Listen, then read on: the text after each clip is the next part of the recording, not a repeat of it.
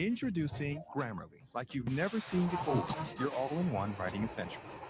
Recycling is great for bottles, not borrowed sentences. Grammarly's plagiarism checker helps you stay original by catching borrowed lines before they slip through. Here's how it works. Once your draft is finished, click on the plagiarism checker icon in the side panel. It checks the writing against a massive database and flags any copied phrases, complete with the percentage and direct links to sources. What's going on, Rob? Like I get in the building. How you doing? Trying to find the source. No recycled lines, no copy-paste scraps. Can you hear me good on the mic? Plagiarism checker keeps your writing fresh.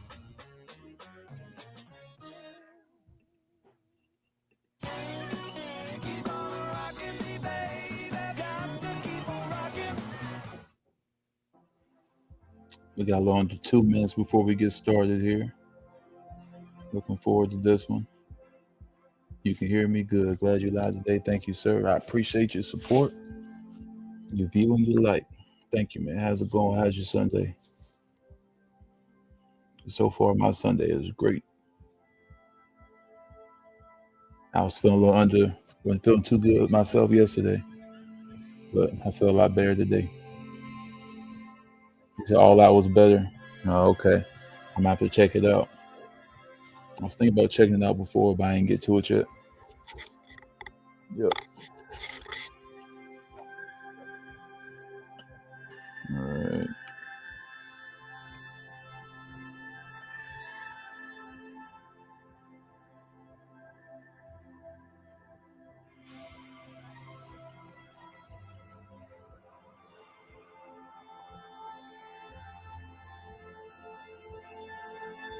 Under a minute till we get started.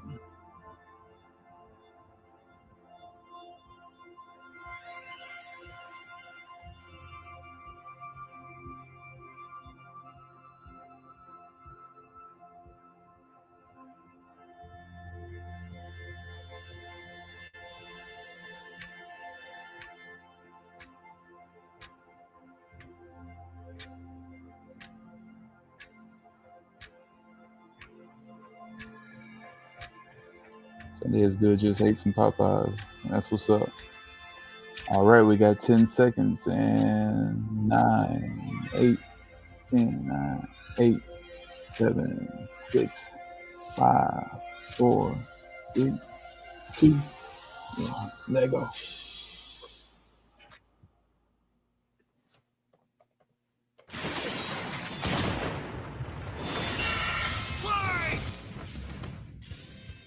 Ruby Rose versus Maka Albarn. The battle of spunky teens with oversized gardening tools. He's Wiz and I'm Boomstick. And it's our job to analyze their weapons, armor, and skills to find out who would win a death battle. I remember when Mama Boomstick read me bedtime fairy tales. Stories of heroes and warnings about eating those little berries and quicksand. So much quicksand. Yet in the world of Remnant, fairy tales are real. Here, huntresses do battle with monstrous Grimm, and there was nothing more exciting than that to Ruby Rose. Daughter to the world-renowned huntress, Summer, who disappeared. Little Red really wanted nothing more than to be a huntress. Her dedication paid off. Admitted into Beacon Academy 2 years ahead, a premier school for huntsmen and huntresses, Ruby clearly showed prodigious talent. Not just that, she's got the weapon geek gene just like yours truly. Ruby doesn't leave home without her trusty Crescent Rose. It may look like a high-tech scythe, and it is, but it's also a gun. Ruby made Crescent Rose herself. It's like a dance between Grim Reaper's Choice and a bolt-action sniper rifle. A dance is fitting, as huntsmen are locked in a never-ending waltz in their battle with the Grim. Crescent Rose can switch between sniper and scythe at the press of a button. Ruby's an old hand at flinging and moving it exactly how she wants, despite it being, bigger than she is. How does she do it with those noodle arms? The girl can't even throw a punch. Well, she might not need to, given the strength of her aura. All living beings in Remnant have an aura, except dark creatures like Grimm, though not all of them can utilize it in combat without extensive training. See, aura forms a barrier that blocks fatal blows and even heals wounds. It can make weapons stronger too. When Ruby slaps a cartridge of dust into Crescent Rose, her aura lights up nature's wrath in man's hand. Dramatic, but accurate. This dust represents the base elements of the world: fire, electricity, ice, wind, anti-gravity. Does that last one count? Rule of cool, Wiz. She's got the eyes of a hawk, and when she shoots you with dust, a bullet wound's the last thing you'll be worried about. With enough of a boost, ice dust can freeze over whole mechs, and she can power up her kicks to crater military-grade steel. A person's aura may be limited, but Ruby can keep track of hers with this handy health bar on her not smartphone. Ruby blasted through Huntress classes with flying colors. Almost right away, she was appointed the leader of her own group, with Weiss Schnee, Blake Belladonna, and Big Sis Yang Xiaolong. Oh, I get it.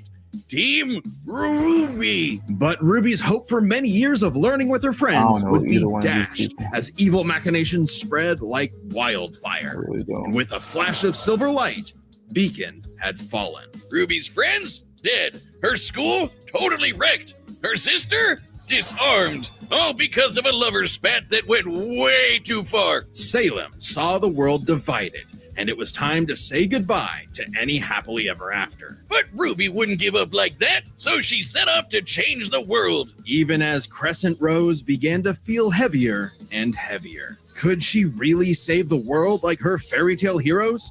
All she did is what she's always done and never stopped moving forward. Because Crescent Rose wasn't the only thing she needed. She had to improve her semblance too. Right. While aura is essentially the manifestation of one's soul, the semblance is an expression of their personality. Basically, it's a superpower farmed by aura, and Ruby's got super speed. Or a teleport? Or what is she doing exactly? Close. This is Petal Burst, a mixture of speed, teleportation, and intangibility. Ruby can rocket from one point to another in milliseconds.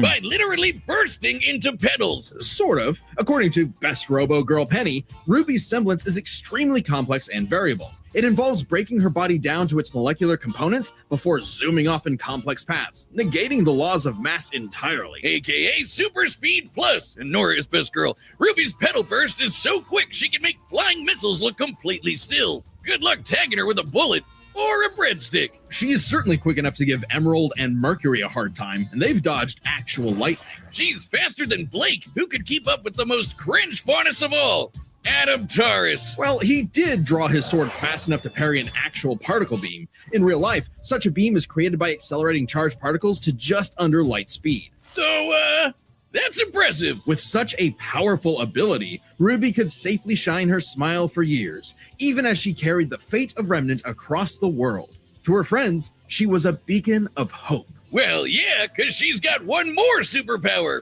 Her silver eyes. Just like her mom, Ruby inherited them from the God of Light as a weapon against negative anti-life energy, like the evil goop Grimm spawned from. Just a wink and blam! Sayonara, Dragon of Darkness! But Ruby's skills didn't falter after her time at Beacon. As she journeyed across Remnant, she leveled up to compete with all sorts of powerful magic and mechanized foes. Her team could even match the Ace Ops, an elite squad of longtime professional huntsmen. Including Harriet, whose super speed semblance was totally outclassed by Petal Burst.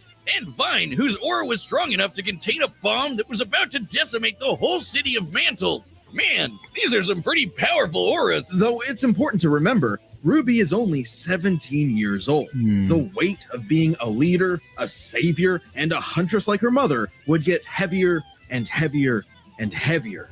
She got over it. Look at her go! Taking Crescent Rose firmly in hand and sending a message of unity to the rest of the world. Ruby had finally left the fairy tale behind, taking one more step toward the day we've waited for. Interesting. Today's battle is sponsored by Prize Picks. We all make decisions every day, but on Prize Picks, making the right choice can get you paid. And hey, football season is just kicking off right now, so it's the perfect time to jump in and join the hype. It's easy to play. Just pick more or less on 2 to 6 player projections. If you get your picks right, you could cash in. Simple as that. Let's see, I got more on Barkley for those rushing TDs, more on Jones on those passes, but Allen, 234 yards? I'm gonna go less. Sorry, Bills. Prize Picks puts users first, so withdrawals are fast, safe, and secure. And if one of your players leaves the game for good, they offer injury reboots to save you from some real bad luck. That's a lifesaver. Download the app today and use code DEATH to get $50 in lineups after you play your first $5 lineup.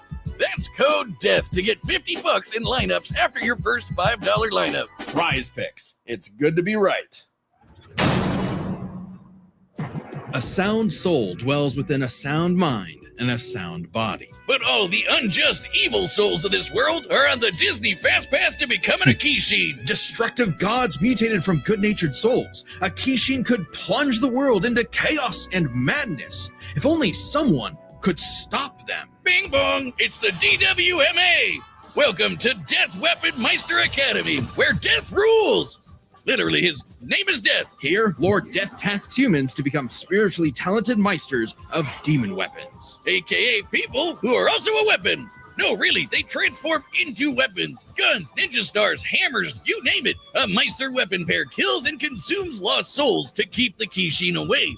Jack the Ripper? More like Jack the Fraud. And so, the demon weapon Soul was paired with the dutiful rising star, Maka Albarn. Talk about your classic teacher's pet. The kind of girl who leaves an apple on the desk and goes, "Teacher, you forgot to give us homework." And then we jump them. As if Soul's any better, a weapon who's too concerned with being cool to do any real work. Hey, Soul's not just any demon weapon. He's a scythe. And he's got his sights on upgrading to the highest level of Death Scythe. Which would be a high honor. And lucky for Soul, Maka always aims high. With that common goal, Maka and Soul formed the dream team. All they needed was 99 Kishin eggs and the soul of a witch. Easy, right? Maybe, since Maka is extraordinarily perceptive at spotting and examining souls. She can detect spiritual presences from millions of yards away, and can discern its nature, stability, and emotions. Time for class then. The two trained hard, but their styles kinda weird. Okay, so Maka guides Soul in the direction she wants to go, but Soul, the scythe, does all the actual movements himself. Maka's the Meister, Soul's the weapon. Like conductor and instrumentalist, a Meister weapon pair cannot work in harmony without total cooperation. Too bad their teamwork sucked. They fumbled the easiest chance for Death Scythe status. F-. Maka just could not get in tune with Soul's wavelength. She was skilled, sure, more skilled than most. Keyword most. There were plenty of rivals showing her up, like Blackstar and Tsubaki. Really puts a damper on the straight A's when this show-off is doing better than you. It was up to Maka and Soul to improve their teamwork through soul resonance. What I said about wavelength wasn't metaphorical. Rather, wavelengths are the means with which Meister and weapon draw strength through each other. Think of two wavelengths as different emotional amplitudes that must merge at one alignment. If the Meister's the guitar and the weapon's the amp, then they create a feedback loop to increase its frequency. That's soul resonance. Soul resonance creates a telepathic link and surges their strength and speed. And preps them for cool scythe moves like the Witch Hunt Slash, a big energy strike that puts the L in evil. As the name implies, it works especially well against witches and other evil creatures. It's not exclusive or anything. It's actually really deadly against evil because of Maka's rare anti-demon wavelengths. Basically, being a goody little two-shoes gets her the power of purity or whatever. Maka and Soul were becoming a synchronized unit, though one would sometimes need to rein in the other's idiotic habits. And the other guys gotta stop their annoying overthinking, Wiz. But everything changed after a, unique encounter with Krona, which nearly killed Soul. Now Soul had an ogre pal in his head, waiting for him to swing on over and play the piano. Yep, Soul got infected with black blood. Black blood was specially brewed as a weaponizable blood. It hardens and strengthens its user's body, inside and out, increasing their physical ability. They can even block blades with their bare skin. Too bad it comes with a little side effect of madness with a capital M. A force of fear and sadness all living things possess, which threatens to ruin the world. So it was kind of a big deal that Maka was bummed by how she got Soul in a jam. But thanks to Soul, she got over it and even welcomed in their new little ogre buddy. Now when Soul plays his grand piano, their soul resonance sings even louder through the black blood. Giving Maka all the perks of black blood too, even the crazy parts. Bet you didn't expect that, Krona. But evil saw their plans through. The Kishin Asura had arrived. madness was spreading everywhere. So Maka and Soul had to lock in and upgrade their witch hunt to the even stronger demon hunt slash. They went on even more missions to reap souls with classmates like Blackstar, and that guy outran his own shadow. Perhaps the most obvious evidence ever of faster than light speeds, and Maka could finally keep up with him. Pair that with her fight with the demon tool Gopher, who could obliterate whole mountains, and you've got one hell of an ass kicker. And yet, Maka's relationship with Soul still faltered. Soul was the real star here. Even other Meisters were trying to take him as a weapon, away from Maka. I mean, he literally moves himself, so Maka couldn't help but wonder if she was holding him back all along. But Soul said the truth. In all of their missions, their teamwork was the key to their victory. An orchestral performance is only as good as the one conducting. And so, their wavelengths played in harmony, and Maka donned a dress of black blood. It's an armor literally made of blood, and it lets Maka fly around and shoot out her soul as an epic sound wave. So freaking metal! At the same time, Soul discovered he could hack souls and directly transmit Maka's anti-demon wavelengths, basically shutting their enemy completely down through Soul Adagio. And they finally achieved Death Scythe!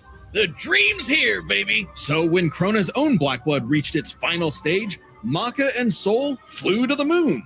A moon small and unassuming, but so dense it has the same mass as the planet itself. The very world's sanity was at stake. Krona might have gone insane, but Maka still reached out to their new friend Soul until the Kishin showed up to ruin everything. Come on, Asura, they're having a moment here. Timing, bro. In what would be Maka's final exam, Maka, Soul, and all of their friends faced off against the Kishin. And she passed. A+. Maka pulled her weight and perfected her teamwork with Soul. Their wavelengths were pitch perfect. Asura did everything he could to separate them, crater them into the moon, punch holes in Maka's chest, tamper their souls with madness, and each time they successfully realigned their wavelengths. Until they kicked his ass with one final upgrade, the Kishin Hunt Slash. Maka There's a lot going on. Chop! Now that's what I call absolute cinema. Because a sound soul dwells within a sound mind and body. So should you feel overwhelmed by evil's roars, just write 42 42 564 whenever you want to knock on death's door. All right, y'all. What's up? For those watching the recorded version, this is DJ. I'm here watching Death Battle, Maka versus RWBY, RWBY versus Maka. Please hit that like button, subscribe to the channel. This is the actual fight. So if you want the details and the everybody's backstory, you can go to the live episode of this, but this is the recorded version. So we're going straight for the cake. You know what I'm saying? Straight for the battle. So thank you for watching. Please subscribe and thank you. Let's get started. Discount in the next 2 weeks, so use code DB200 to get 20% off your website membership as soon as you can. Where else are you gonna find such absolute cinema? No, really, we made an absolute cinema desk mat that's on the store. Cool as fuck. All right, the combatants are set, and we've run the got data Maka. through all possibilities. It's Maka. time for a scythe battle! Okay, it's official. This is so not cool. Oh, come on, Soul. Our target should be here, so try helping out. Hi! Who are you looking for?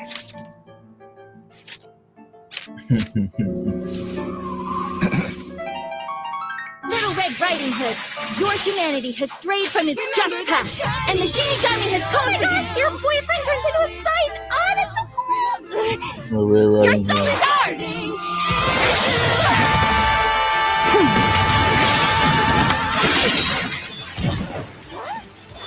I like my soul, thanks.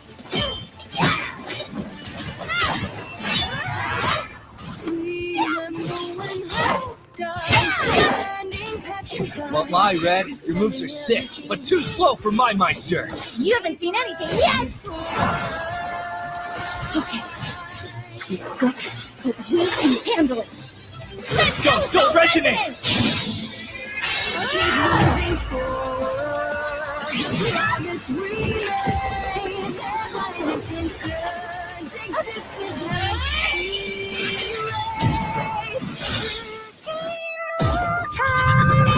Your shadow still shining down.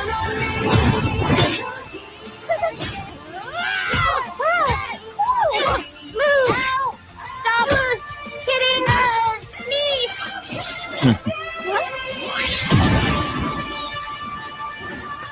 back here!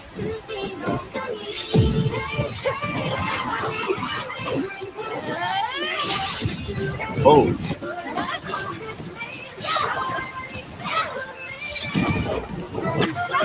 Soul, hurry!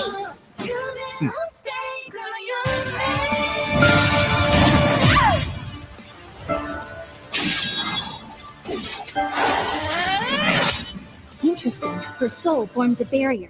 Try helping out. Relax. oh, that's hard.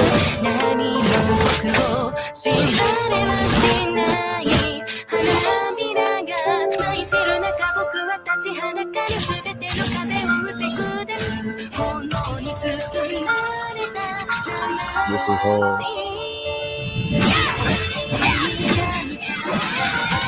Sorry, but I'll never stop fighting. I'm Ruby Rose, and I am a huntress! Soul Adagio. That's the part I knew was gonna happen. Ruby! The wavelengths. Damn it, she's. Stay strong, Maka. You got this. Ooh.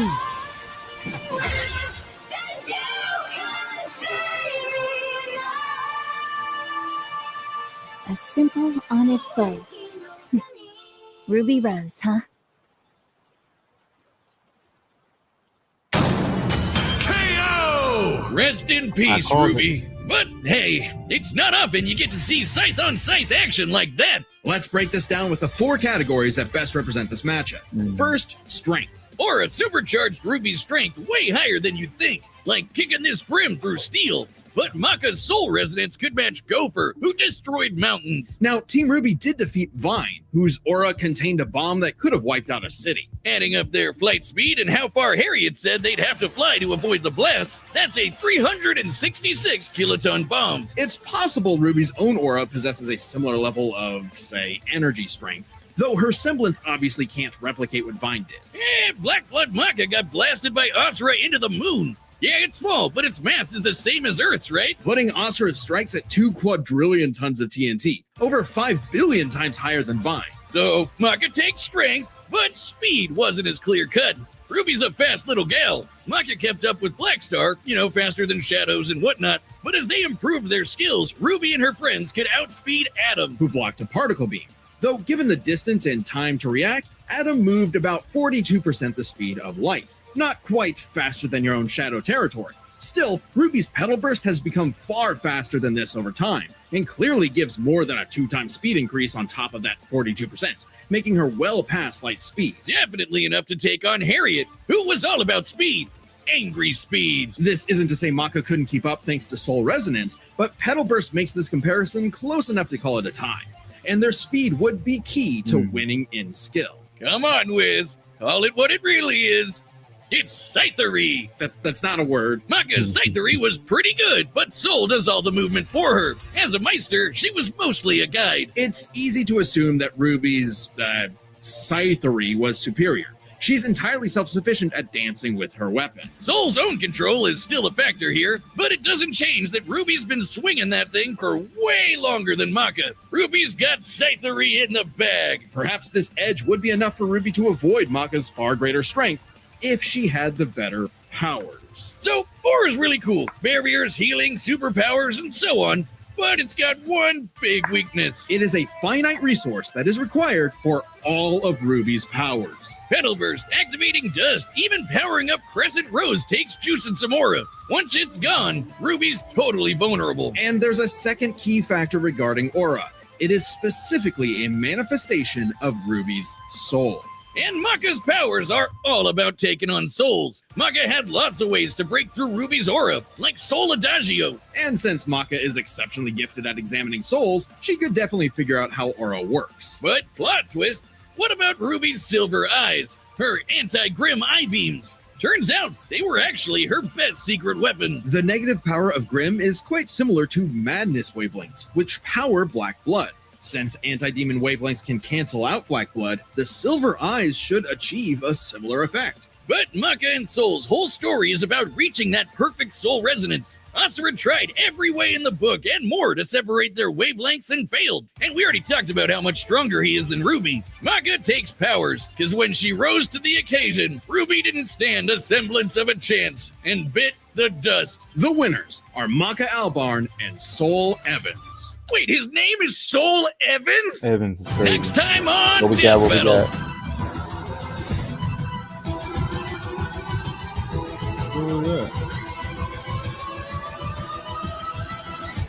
Subscribe versus and join as a Buffy. member to see more Death Battle. Thanks for watching. Interesting. So that was Buffy the Vampire Slayer and Blade. Wow, that is very interesting. I didn't think that's pretty cool. Yeah, final thoughts on Maka versus RWBY. They both look familiar. I really don't remember both of them at all, honestly. But I know they both are really, really good at what they do. Both really good with the scythe. I like the powers added to Maka with the help of the soul brother that she got within that scythe. Very interesting. And this part we'll cut out for the recorded version. Thank you guys for watching, and I'll catch y'all later. If you want to stick around, talk, we'll chat on the live. Thank you guys. But yeah, I really didn't know which way it was going to go. I was assuming and hoping that it would be Maka, but I didn't know if it was going to be RWBY or not. RWBY had a lot of great powers in it, and at first I was going with RWBY, but after a while, after they kept describing what Maka's abilities were and what all she could do, and the whole blood armor thing and the whole soul shutting down thing, I pretty much figured that that would be the thing to take down RWBY eventually, just because once you shut down somebody's soul, I mean, it's pretty much up from there. There's really not much you could do.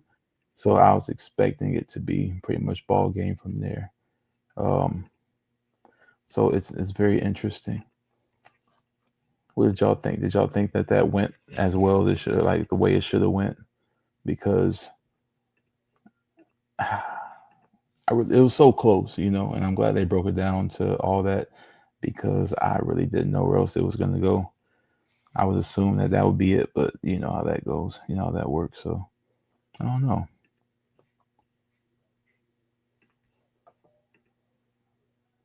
Rob said, I don't know if you heard Beth Phoenix debut in AW last night. I didn't know she debuted. No, I did not know that.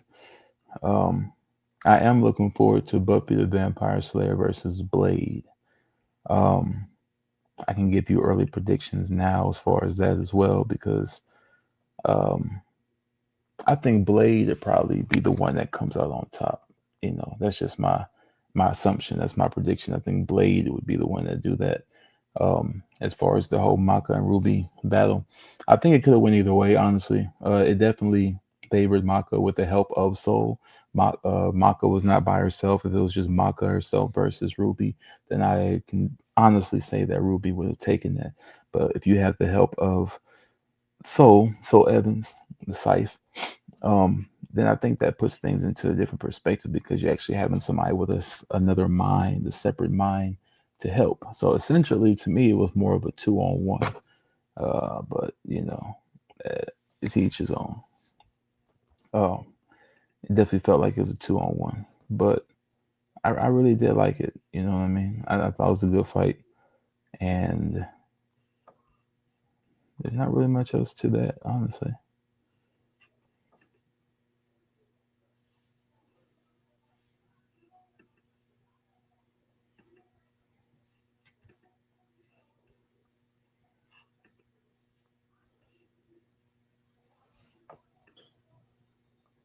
Rob said you should go do a live reaction to your previous lives.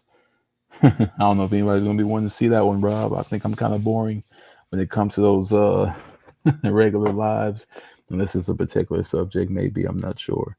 I know that things are a little different when it comes to these types of reactions, because usually it's two competitors that you would think that some people may or may not know, versus ones that you don't really know like that. Like Maka and RWBY, I've only heard of them a little bit, but I don't really know them enough to be like, oh, I'm pretty sure she was going to win. And I've been such a fan of the manga and the shows where I just know for sure that this person is going to win. That would be false because I mean, I really haven't heard of either one of them, but I know that they both seem like they had good shows and be good in fights.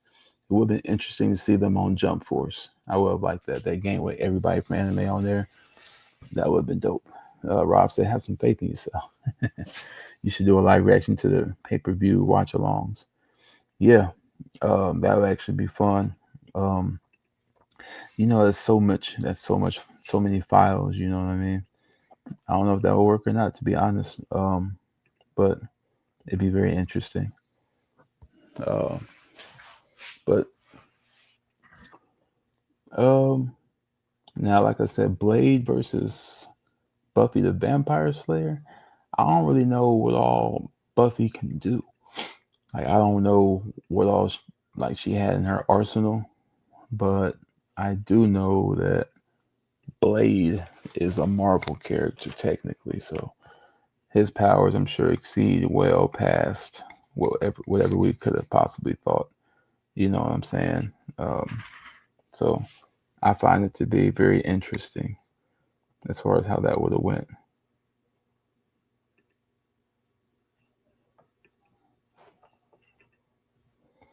Rob says, speaking of mangas, Trunks, future Trunks that is in the manga, turned Super Saiyan on Gohan. Watch. Yeah, I think I remember seeing that being the difference, and then they wanted to add more of a dramatic twist to it by having Gohan die to the androids, thus making Trunks transform and all that good stuff. Which I like the way they did it. It was very suspenseful. Very suspenseful. Didn't really know how it was going to go, but you can infer.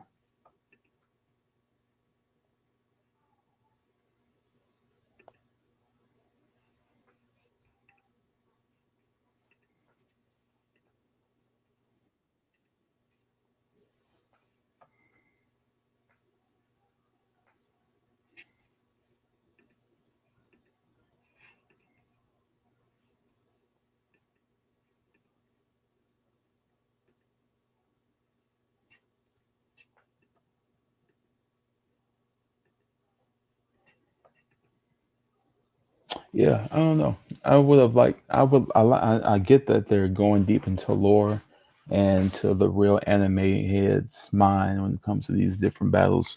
But I would like to see more relative competition, like they did last time with Hulk versus Godzilla. You know what I'm saying? Or Spider-Man versus Deku. Like, I'd say more of the popular ones that we would know because, like I said, you have to be really, really in tune to anime to really even understand and grasp some of the characters and concepts they have, like these, because these are really, really good. But I can honestly say I don't know any of them. So that would make it hard for me to root for somebody because I don't know like who they are, what they do, any of that. At least I haven't. Rob said, me too, brother. If they had Trunks go Super Saiyan on Gohan, watch, then they would have to turn Trunks Super Saiyan 2 once Gohan did. Right? By chance, Brother Cyber, did you ever play Soul Calibur? No. Well, I think my cousins had the game. But I didn't. One of them did, I believe. But no, I never had it. But I might have played while I was at their house before. I don't think I really like. I remember that game, Soul Calibur, but I don't remember everything about it. You know.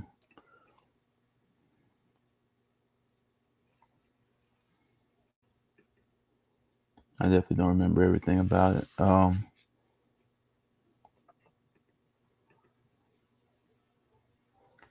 Yeah, like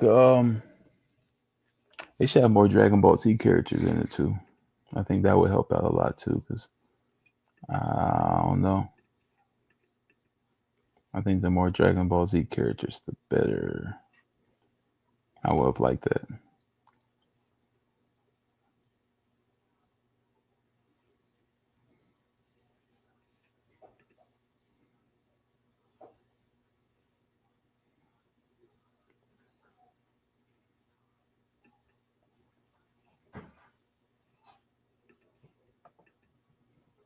Future Trunks is officially ruined thanks to DB Dragon Ball Super. Yeah, I mean, I think it all started when he lost all the bulk and has blue hair like Bulma. Um, that's when I wasn't really a fan like that because I think that took away from it all. Um, but as far as Blade versus Buffy the Vampire Slayer, I want to know who you think will win that one. What we're talking about right now, Blade versus Buffy, because that's on the next one, and that's in like another few weeks. Like I said, Blade's a Marvel character. I don't know what all Buffy can do. All I know is Buffy the show, but I don't know if she has more to it than just that. You know what I mean? I don't know.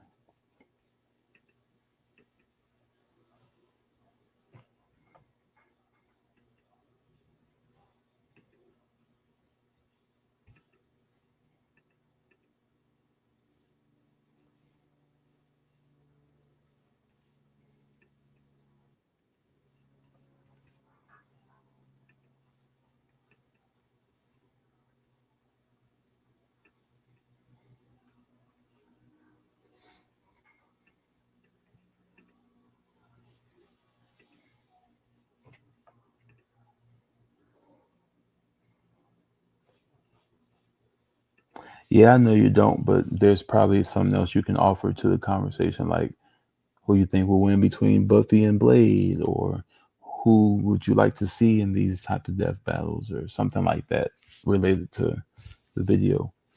Um, to have a better understanding of what we can possibly watch, because you never know, you might have some idea that they might look at and decide to do.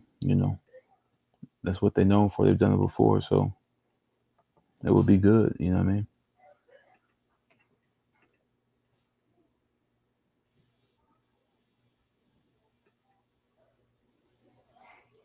I think they had Courage the Cowardly Dog versus Scooby Doo one time. I thought that was funny.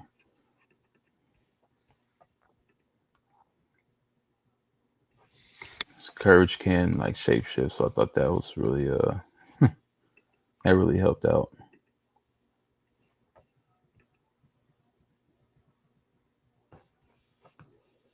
Um, the Hulk versus Godzilla one, I did see that, and what you got? What you got? Future Trunks and Vegeta versus Batman and Huntress. Now that'd be something. Who do you think will win between the four? Or between Trunks and Vegeta versus Batman and Huntress. Who you think will win between them two versus them two? Because I thought you might have said like Batman and Robin, or Nightwing, but you said Huntress, so I'm interested. What do you who do you think will win between those DBZ characters or Batman characters? Because I don't know. Like Vegeta is probably just blow up the whole planet and call it a day. You know how you do.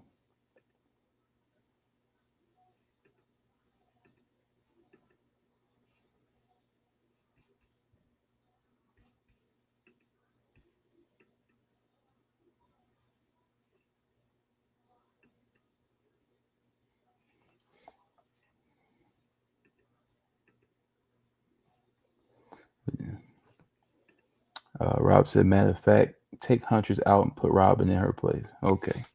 So you got father and son versus father and son. Who do you think will win? Future and Trunks or Batman and Robin? Who will win in a death battle, a fight to the death? Because Batman will definitely do his thing as far as seeing everybody's weaknesses and all that, but I don't know. I don't know.